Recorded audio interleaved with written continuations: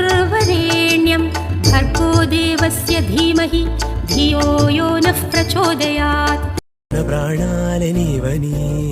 ధర్మేచగా తన మనసంతనీదని అర్థేచగా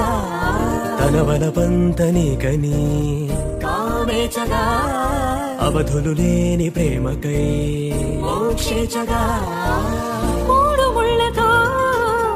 7 అడుగుల అగ్ని సాక్షిగా ఇద్దరు ఒకటిగా